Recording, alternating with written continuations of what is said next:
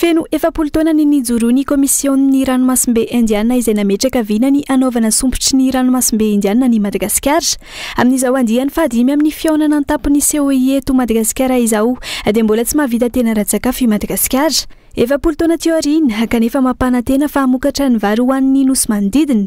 Natao loha hevitra mihitsy tamin'ity andiany ny hoe fiantohana ny filaminana sy ny fahavitany tena ratsakafo ho fampandrosoana ny tsenany Indiana Oceania.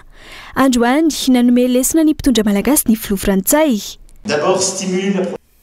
Voalohany mila amporisihana ny famokarana ary hatsarana ihany koa ny foto-drafitrasa indrindra ireo manodidina ny fambolena ary amin'izany mila fampiasam-bola bebe kokoa avy amin'ny sehatra tsy miankina izay mitaky tontolon'ny fandrarana azo antoka. Midika izany fa mila fiofanana bebe kokoa amin'ny asa momba ny fambolena andao isika hiara entana amin'ireo tetikasa ireo.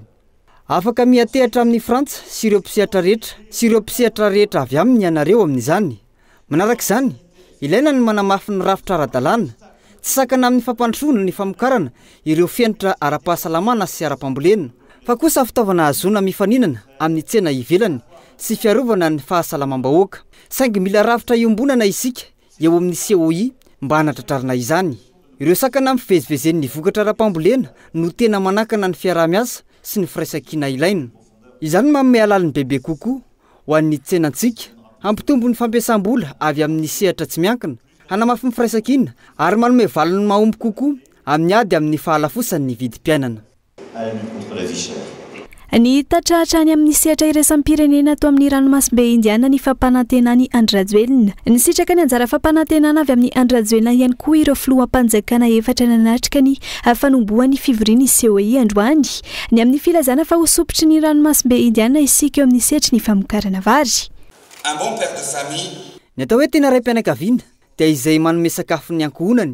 Ny atao hoe tena filoham-pirenena dia mahay manome sakafo ho an'ny vahoakany ihany koa. Madagasikara nefa firenena fahatelo lehibe indrindra mpamokatra vary eto Afrika, ao aorian'i Nigeria sy Egypte. Miaraka amin'ny tany azo volena mahatratratra ny amin'ny 2 tapitrisa hektara, izay mbola manana 930 tapitrisa hektara azo trandrahana ihany koa.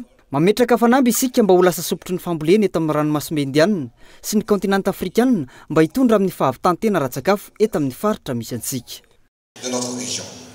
Nasongadina indrindra izany fa manana tany malalaka azo trandrahana i Madagasikara. Noararotiny Andry Rajoelina ny nilazany nofinofiny 7 amin'ny taona 2024 tsy mbola tanterany teto Madagasikara ny amin'ny hosopotry ny ranomasimbe indiana. Eny taona lasa izay no hamafisina fa havita tena ratsakafo i Madagasikara.